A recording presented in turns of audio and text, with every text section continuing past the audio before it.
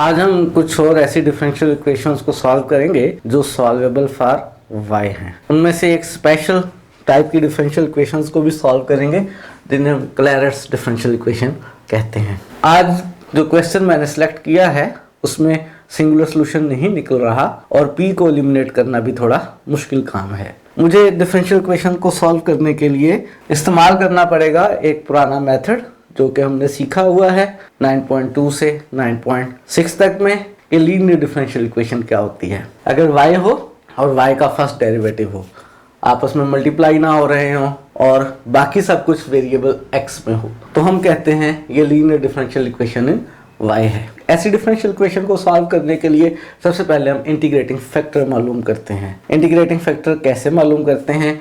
e की power में ये जो y का कोफिशिएंट है इसका इंटीग्रल x के रिस्पेक्ट से लेते हैं और जो आंसर आता है उससे इस डिफरेंशियल इक्वेशन को मल्टीप्लाई करते हैं। ऐसा करने पे लेफ्ट साइड पे हमेशा म्यू और y आ जाते हैं और राइट साइड पे म्यू से मल्टीप्लाई करके जो भी एक्सप्रेशन बनती है उसका इंटीग्रल हम विद रिस्पेक्ट टू x ले लेते हैं जो वेरिएबल यहाँ डिनोमिनेटर में है। तो हमारे पास इस डिफरेंशियल इक्वेशन का जो फर्स्ट ऑर्डर की है और लीनियर है जनरल सॉल्यूशन आ जाता है। हम करने लगे हैं आज एक्सरसाइज 9.8 में से क्वेश्चन नंबर 15 को। हम ऐसी डिफरेंशियल इक्वेशन सॉल्व कर रहे हैं जो फर्स्ट ऑर्डर की और हायर डिग्री की डिफरेंशियल इक्वेशन हैं और जो इस वक्त हम सॉल्व कर रहे हैं वो सॉल्वेबल फॉर y है। सॉल्वेबल फॉर y का मतलब होता है कि y एक तरफ और बाकी सारी टर्म्स x और p वाली दूसरी तरफ चली जाएं। क्या ये सॉल्वेबल फॉर y है? बिल्कुल, y के लिए सॉल्वेबल है। सॉल्यूशन स्टार्ट करते हैं। y को राइट साइड पर ले जाएं। y is equal to 3xp plus p square, इसको कह लेते हैं इक्वेशन नंबर 1। नेक्स्ट स्टेप ये हुआ करता है कि इसको डिफरेंशिएट किया करते हैं विद रिस्पेक्ट टू x के। तो इसको डिफरेंशिएट करते हैं with respect to x। Left side पे dy बाई dx आएगा जिसको हम p कह लेंगे। राइट साइड पे फर्स्ट टर्म में प्रोडक्ट रूल अप्लाई किया, x का डेरिवेटिव 1 तो 3p प्लस 3x और p का derivative dp over dx plus p square का derivative simply power rule 2p और फिर p का derivative dp over dx। Left side वाले dy बाई dx को p लिख लेते हैं, राइट साइड वाला p लेफ्ट पर ले आए, माइनस 3p राइट साइड से dp ओवर dx हमने कॉमन ले लिया। Inside we have 3x plus 2p।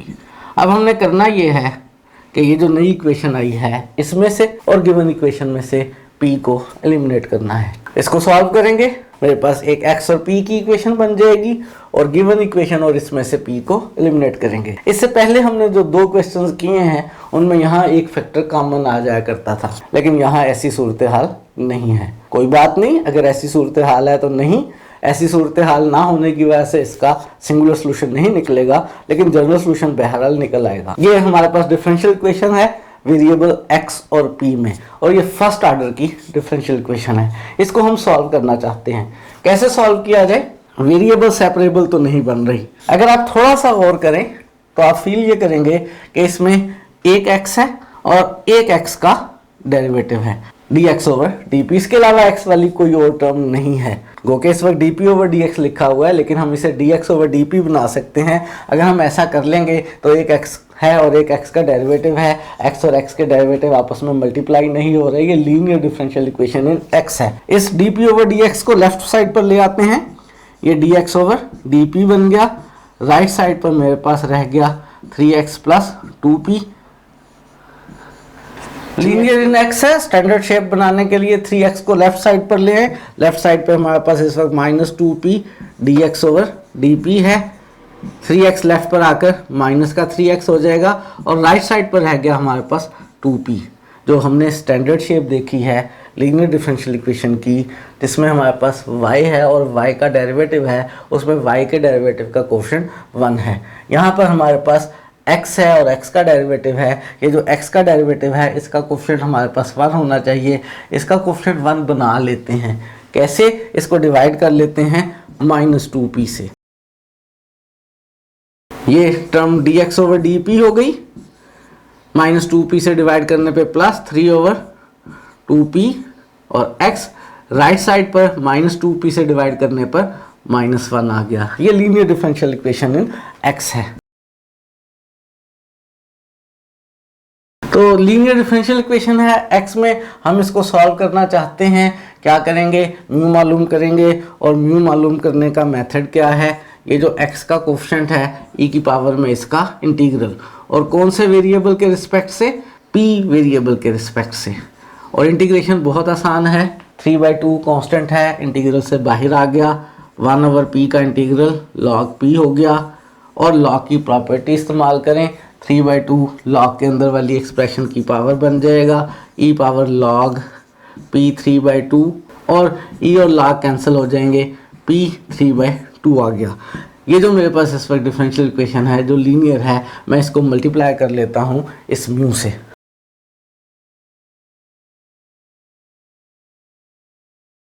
Mu यानी p पावर 3/2 से इसको मल्टीप्लाई करता हूँ। लेफ्ट साइड पर हमेशा बचता है म्यू, और जिस वेरिएबल में लीनियर है, ये लीनियर है इस वक्त कौन से वेरिएबल के रिस्पेक्ट से, x के रिस्पेक्ट से। तो म्यू लेफ्ट साइड पर p 3/2, और साथ में वेरिएबल x में लीनियर है x। तो राइट साइड पर ये जो म्यू है p 3/2 इस -1 के साथ मल्टीप्लाई होगा -p 3/2, और इसकी इंटीग्रेशन करेंगे किसके रिस्पेक्ट से, p के रिस्पेक्ट से, और साथ में कांस्टेंट ऑफ इंटीग्रेशन आएगा। लेफ्ट साइड तो सेम रहेगी, p 3/2 into x। Right side पर p पावर 3/2 की इंटीग्रेशन बहुत आसान सी बात है, पावर एक इंक्रीज की 5/2, और इस नई पावर 5/2 से डिवाइड कर लिया, p पावर 3/2 x, और ये बन जाएगा मेरे पास -2 p power 5/2 over 5 plus c। Fractions खत्म करने के लिए ऐसा करते हैं, इसको 5 से मल्टीप्लाई कर लेते हैं, तो लेफ्ट साइड पे आ जाएगा 5x p पावर 3/2, और राइट साइड पर हमारे पास आएगा -2 p पावर 5/2 प्लस c। हमने जो गिवन डिफरेंशियल इक्वेशन थी उसको सेपरेबल फॉर y बनाया, सेपरेबल फॉर y बनाने के लिए उसको डिफरेंशिएट किया विद रिस्पेक्ट टू x, और जो डिफरेंशियल इक्वेशन बनी हमने उसको सॉल्व कर लिया। हमारे पास एक इक्वेशन आ गई है x और p की, और एक हमें गिवन इक्वेशन है वो है y x और p की। ये जो हमने सॉल्व कर लिया है, और जो गिवन इक्वेशन 1 है, इन दोनों में से अगर हम p को एलिमिनेट कर लेंगे तो हमारे पास जनरल सॉल्यूशन आ जाएगा। इससे पहले हमने जितने क्वेश्चंस किए हैं उनमें यहाँ पर आसानी से p की वैल्यू निकल आया करती थी, जो हम 1 में सब्स्टिट्यूट कर लिया करते थे। लेकिन इस इक्वेशन में आप देखें p की पावर्स जो है वो फ्रैक्शंस में है। फ्रैक्शंस वाली पावर्स को सॉल्व करना और यहाँ से p मालूम करना और यहाँ पे सब्स्टिट्यूट करना, या यहाँ से p मालूम करके यहाँ सब्स्टिट्यूट करना मुश्किल काम है। अगर ऐसी सिचुएशन आ जाए तो p को एलिमिनेट करने की ज़रूरत नहीं है आप लोगों को। आप कह सकते हैं कि गिवन इक्वेशन और ये इक्वेशन दोनों मिलके सॉल्यूशन बना रहे हैं, और p इनमें क्या है, पैरामीटर है। जस्ट लाइक जैसे t होता है, इस p को एज t एलिमिनेट अगर हम कर लेंगे तो x और y में कार्टेशियन इक्वेशन बन जाएगी, जनरल सॉल्यूशन बन जाएगा। फिलहाल चूंकि p को एलिमिनेट करना थोड़ा मुश्किल काम है, तो सिंपली हम कह सकते हैं कि गिवन इक्वेशन और ये वाली इक्वेशन दोनों मिलकर जनरल सॉल्यूशन बना रहे हैं, और इन दोनों इक्वेशन में p जो है वो बिहेव कर रहा है एज ए पैरामीटर, ना कि dy/dx के तौर पे। p को एज ए पैरामीटर लेते हुए गिवन इक्वेशन और ये इक्वेशन जनरल सॉल्यूशन बना रहे हैं। तो फाइनली बस हम लिख रहे हैं, क्या लिख रहे हैं कि गिवन इक्वेशन 1 और ये वाली इक्वेशन जो हमने सॉल्व की है, इन दोनों में से अगर हम p को एलिमिनेट कर लें, p को एज ए पैरामीटर ट्रीट करें ना कि एज ए डेरिवेटिव, तो ये दोनों इक्वेशंस मिलकर कॉन्स्टिट्यूट कर रही हैं जनरल सॉल्यूशन। आप मज़ीद थोड़ी सी सिंप्लीफिकेशन करना चाहें तो आप ऐसा कर सकते हैं कि पैरामीट्रिक इक्वेशन में x एक साइड पर और पैरामीटर दूसरी साइड पर होता है, और दूसरी इक्वेशन में y एक साइड पर और पैरामीटर दूसरी साइड पर होता है। आप इस इक्वेशन में से x की वैल्यू मालूम कर सकते हैं, यानी x इधर और सारे पैरामीटर p दूसरी साइड पर, और वो वाला x यहाँ पर पुट करके y in terms of p ले सकते हैं, उनको भी जनरल सॉल्यूशन कह सकते हैं। लेकिन इवन देन उसके बाद भी हमारे पास चूँकि p एलिमिनेट नहीं हो पा रहा है, डिफ़िकल्ट काम है, p फ्रैक्शंस में आ रहा है, तो इसलिए बस एज इट इज़ ही मैंने लिख दिया है कि इक्वेशन 1 और 3 कंस्टिट्यूट कर रहे हैं जनरल सॉल्यूशन। एक ख़ास टाइप की डिफरेंशियल इक्वेशन जो कि सॉल्वेबल फॉर y है, लेकिन ख़ास टाइप की है, हम उसे कहते हैं वो क्लैरेट्स डिफरेंशियल इक्वेशन है। आपके सामने ये क्लैरेट्स डिफरेंशियल इक्वेशन लिखी हुई है। इसमें y एक साइड पर है और p जो है वो सारे राइट साइड पर हैं और x भी राइट साइड पर है, यानी ये सॉल्वेबल फॉर y है। लेकिन राइट साइड की एक ख़ास शेप है। वो ख़ास शेप क्या है कि फर्स्ट टर्म x और p का प्रोडक्ट है और बाकी सारा कुछ जो भी सम में है वो सम फंक्शन ऑफ p है, उसमें वेरिएबल x मौजूद नहीं है। अगर कोई भी सॉल्वेबल फॉर y वाली डिफरेंशियल इक्वेशन y के लिए सॉल्व करने के बाद इस स्पेशल शेप में आ जाए तो हम कहते हैं वो क्लैरेट्स डिफरेंशियल इक्वेशन है। ऐसे डिफरेंशियल इक्वेशन को कैसे सॉल्व किया करते हैं आप देख ही चुके हैं। जैसे हम सॉल्व किया करते हैं सॉल्वेबल फॉर y वाली डिफरेंशियल इक्वेशन को, यकीनन हम इसको वैसे ही सॉल्व करेंगे। तो हम इसको सॉल्व कर रहे हैं as a solvable for y। और क्या किया करते हैं, सबसे पहला काम ये किया करते हैं कि इसको डिफरेंशिएट कर लिया करते हैं विद रिस्पेक्ट टू x। जब आप इसको with respect to x differentiate करेंगे तो लेफ्ट साइड पे dy बाई dx बनेगा, जिसे p लिख लिया। राइट साइड पे फर्स्ट टर्म में प्रोडक्ट रूल, x का derivative 1 into p plus x और p का डेरिवेटिव dp ओवर dx, और प्लस ये जो सेकंड टर्म है इसमें वेरिएबल सारा का सारा p है। हम मालूम करना चाहते हैं डेरिवेटिव x के रिस्पेक्ट से, तो चेन रूल अप्लाई करेंगे। पहले इसका डेरिवेटिव मालूम कर लेंगे विद रिस्पेक्ट टू p और फिर p का डेरिवेटिव dp ओवर dx।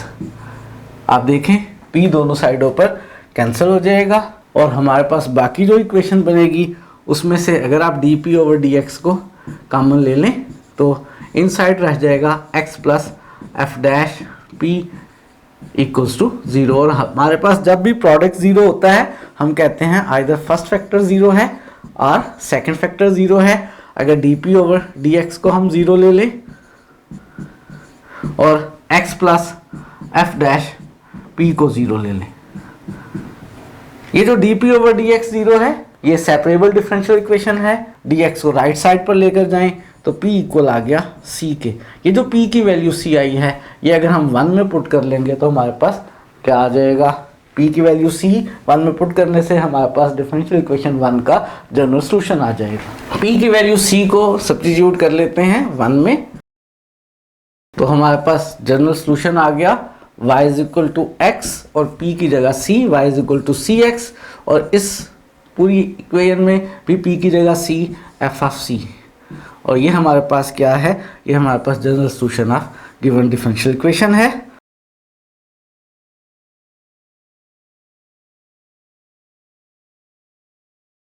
और यहां से हम क्या करेंगे, ये जो दूसरा पार्ट है इसमें से एफ डैश पी को राइट साइड पर ले जाएं, x is equal to minus F dash P आ गया गिवन इक्वेशन में से, और इसमें से p को एलिमिनेट कर लेंगे। जब p को एलिमिनेट कर लेंगे तो हमारे पास y और x में एक रिलेशन आ जाएगी जो इसका सॉल्यूशन होगा और वो इसका सिंगुलर सॉल्यूशन होगा। तो एलिमिनेट करेंगे हम क्या, p को 1 और 2 में से हमारे पास सिंगुलर सॉल्यूशन आ जाएगा।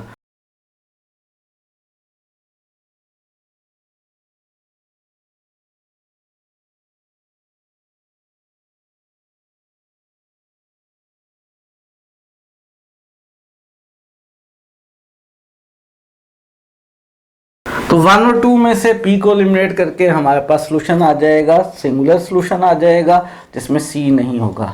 आइंदा से जब भी आप एक डिफरेंशियल इक्वेशन देखें जो सॉल्वेबल फॉर y हो, लेकिन सॉल्वेबल फॉर y बनाने के बाद स्पेशल टाइप की हो कि राइट साइड पर एक टर्म xp और दूसरी सारी term some function of p हो, तो आप उसका सिंगुलर सॉल्यूशन डायरेक्ट निकाल सकते हैं।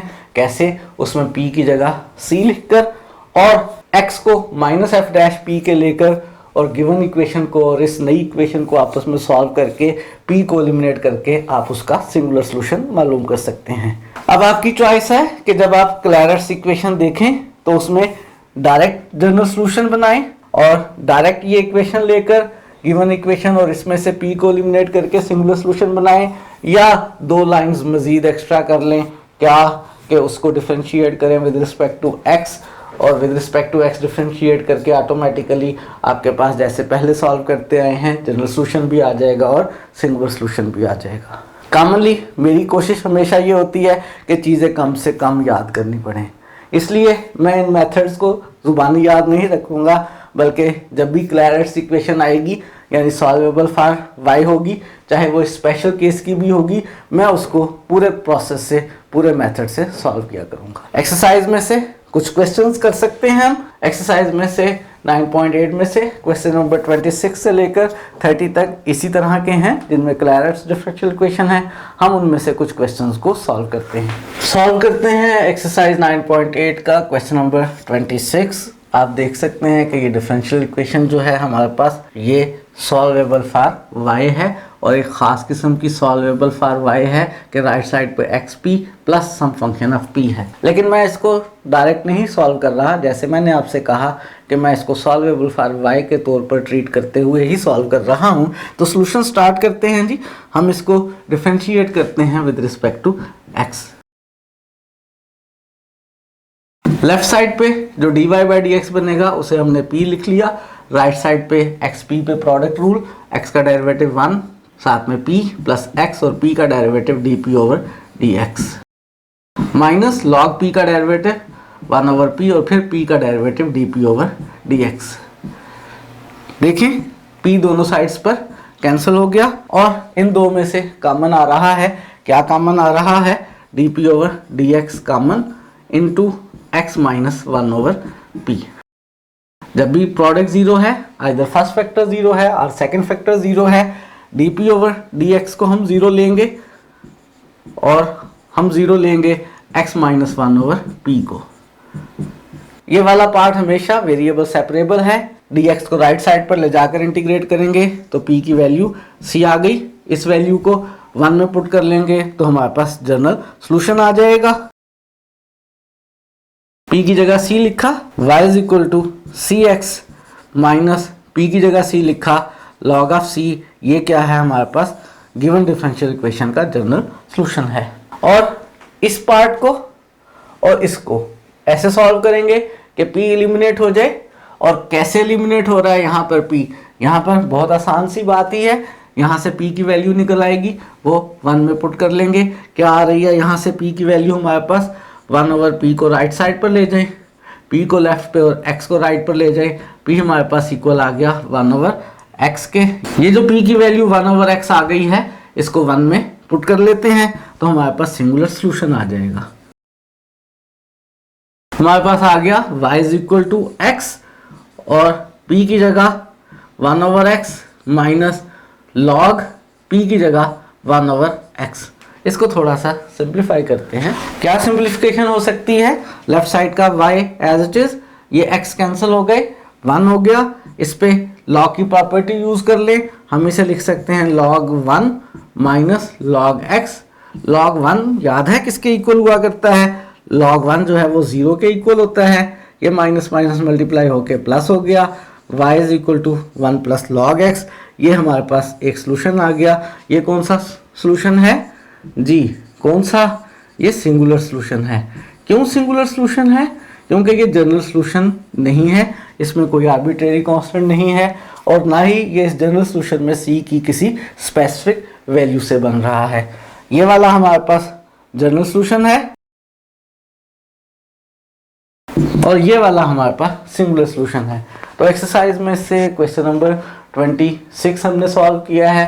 क्लैरेट्स इक्वेशन थी, सॉल्वेबल फॉर y वाले मेथड से हमने इसे सॉल्व कर लिया है। एक और क्वेश्चन सॉल्व कर रहे हैं। एक्सरसाइज 9.8 का क्वेश्चन नंबर 28 है। डिफरेंशियल इक्वेशन है y is equal to xp plus a into square root of 1 plus p square.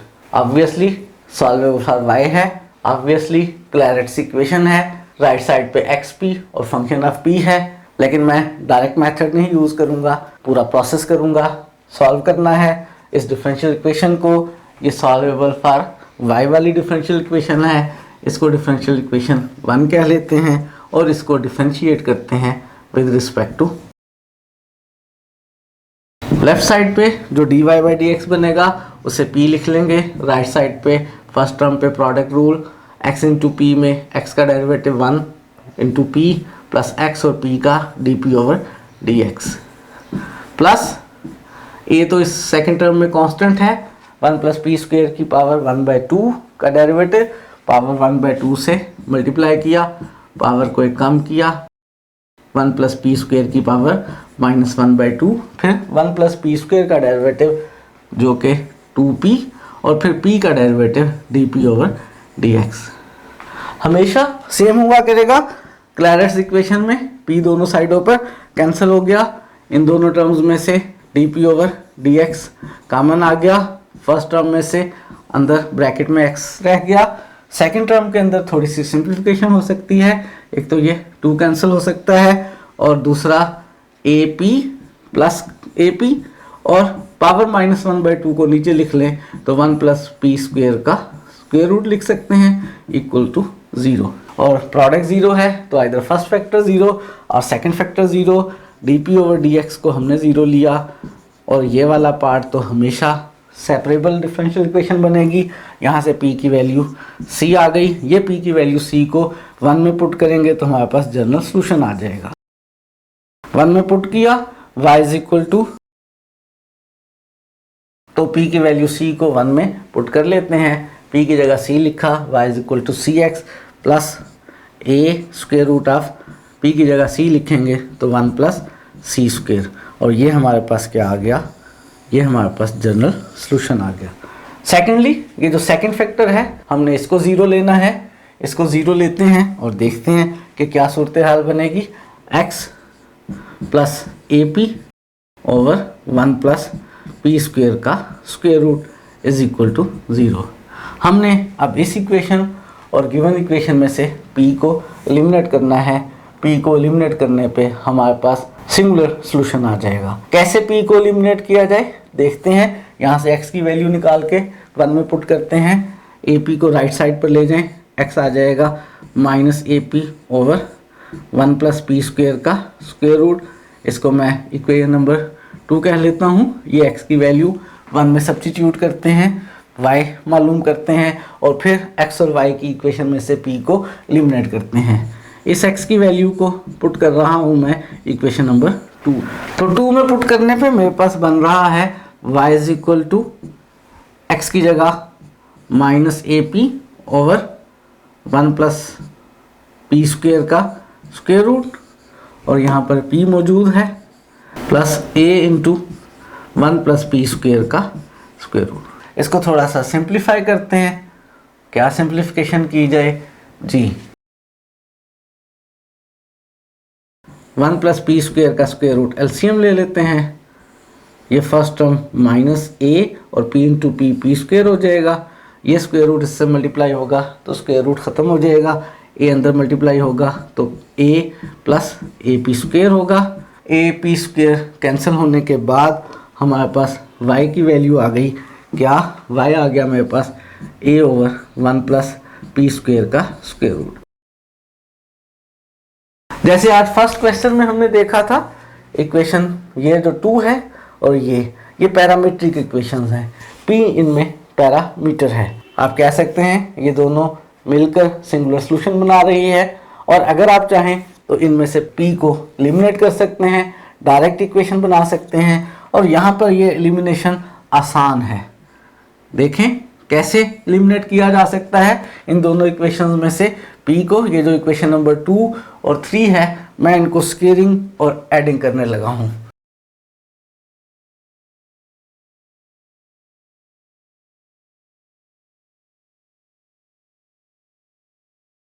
Equation 2 की left hand side x square, 3 की left hand side y square, 2 की right hand side a square p square, square लेने पर और नीचे square लेने पर square root खत्म हो जाएगा, 1 प्लस पी स्क्वेयर प्लस, और 3 की राइट हैंड साइड का जब स्क्वेयर लेकर हम ऐड करेंगे तो न्यूमरेटर में ए स्क्वेयर और डिनोमिनेटर में स्क्वेयर रूट खत्म हो जाएगा, 1 प्लस पी स्क्वेयर। और क्या सिंप्लीफिकेशन हो सकती है, देखें क्या p एलिमिनेट हो रहा है। असल काम हमने p को एलिमिनेट करना है। लेफ्ट साइड पे तो हमारे पास X square plus Y square है, न्यूमरेटर में से अगर हम ए स्क्वेयर कॉमन ले लें और 1 प्लस पी स्क्वेयर को एलसीएम ले लें तो ऊपर यहाँ से पी स्क्वेयर प्लस 1 आ गया, ए स्क्वेयर कॉमन आ गया है, और क्या हुआ भला, बिल्कुल देखें मिरेकल हो गई है, 1 प्लस पी स्क्वेयर न्यूमरेटर और डिनोमिनेटर में कैंसिल हो गया है। p को हमने एलिमिनेट करना था और मेरे पास X square plus Y square is equal to A square. ये सॉल्यूशन आ गया है गिवन डिफरेंशियल इक्वेशन का, और ये खास टाइप का सॉल्यूशन है। भला किस टाइप का सॉल्यूशन है? ये सिंगुलर सॉल्यूशन है।